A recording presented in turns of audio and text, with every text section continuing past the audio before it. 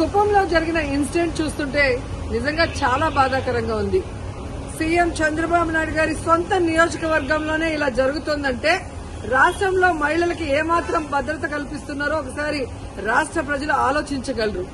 ఎందుకంటే చంద్రబాబు నాయుడు గారు అధికారంలోకి వచ్చిన తర్వాత ఇది ప్రజాస్వామ్యమా, రెడ్ బుక్ రాజ్యాంగమా అనే అనుమానం కలిగే విధంగా ఈరోజు రాష్ట్రంలో ప్రతిరోజు కూడా మహిళల మీద, బాలికల మీద దాడులు చేయటం, అత్యాచారాలు చేయటం, హత్యలు చేయటం, చెట్టుకు కట్టేసి కొట్టడం, ఇవి ఏ రాష్ట్రంలో అయినా జరుగుతున్నాయా?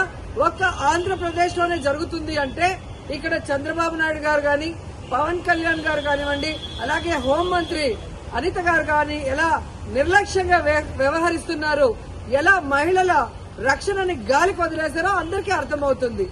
మాటలు మాత్రం ఇంత చెప్తారు, అధికారంలోకి వచ్చేప్పుడు ఏం చెప్పారండి? చంద్రబాబు నాయుడు అంటారు, ఎవరైనా ఆడపిల్లల జోలికి వస్తే అదే వాళ్ళకి చివరి రోజు అవుతుంది అన్నారు. మరి మీ సొంత నియోజకవర్గంలో భర్త అప్పు చేశాడని భార్యని చెట్టు కట్టేసి కొడుతుంటే మరి మీరు ఏం చర్యలు చేపట్టారు? ఎక్కడి నుంచి వీళ్ళకి ధైర్యం వచ్చిందని నేను అడుగుతున్నాను. మీ పార్టీకి సంబంధించిన తెలుగుదేశం పార్టీ నాయకుడు ఒకడు ఈ అమ్మాయిని కట్టేసి కొట్టడం నిజం కాదా? మరి అతనికి ఎక్కడి నుంచి ధైర్యం వచ్చింది? కొడుకు ముందర, చిన్న బిడ్డ ముందర అమ్మని కట్టేసి కొట్టారు అంటే ఈరోజు పోలీసులు చూసినా భయం లేదు. అలాగే చంద్రబాబు నాయుడిని, హోంమంత్రిని చూసినా మీ పార్టీ వాళ్ళకి భయం లేకుండా పోయింది.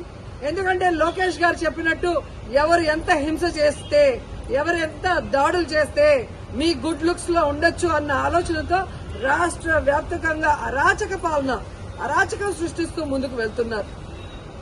ఈరోజు సిగ్గుచేటు ఒక మహిళ హోంమంత్రిగా ఉండి కూడా ఈ రాష్ట్రంలో మహిళల పైన జరిగే దాడుల్ని అరికట్టలేకపోతున్నారు అంటే ఆవిడ నిర్లక్ష్యానికి నిదర్శనం కాదా?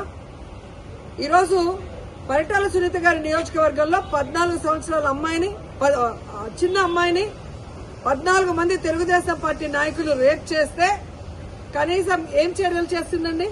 కనీసం వెళ్లి పలకరించిందా? అలాగే అనంతపూర్లో ఒక గిరిజన ఇంటర్మీడియట్ స్టూడెంట్ ని చంపేస్తే పోలీసుల నిర్లక్ష్యం వల్ల అమ్మాయి చనిపోతే అక్కడికి వెళ్లి హోంమంత్రి ఏమైనా చర్యలు చేపట్టిందా? మళ్ళీ గొప్పగా ఎన్నికల తర్వాత చెప్తుంది చంద్రబాబు నాయుడు ముఖ్యమంత్రి అయ్యాడు కాబట్టి ఇక ఆంధ్రప్రదేశ్ లో మహిళలంతా గుండెల మీద చేతులేసుకుని ప్రశాంతంగా నిద్రపోవచ్చని భారీ డైలాగ్ కొట్టింది. కనీసం కుప్పంలో కూడా మహిళలు ప్రశాంతంగా పడుకునే పరిస్థితి లేకుండా పోయింది. ఈరోజు ఆవిడ సెల్ ఫోన్ లో ఏ విధంగా వీడియో కాల్ చేసి పరామర్శిస్తోందంటే ఈవిడ అహంకారానికి నిదర్శనం కాదని నేను అడుగుతున్నా. హోంమంత్రి అంటే రాష్ట్రంలో మహిళలకి, ప్రజలకి రక్షణ కల్పించాల్సిన బాధ్యత ఉంది. అంతకన్నా ఏమో పని ఉన్నట్టు బిజీ అంటూ ఇంతవరకు ఒక ఇన్సిడెంట్ జరిగితే కూడా పోయి పరామర్శించదు. తప్పు చేసిన వాళ్ళని అరెస్ట్ చేయించాలన్న చిత్తశుద్ధి ఉండదు.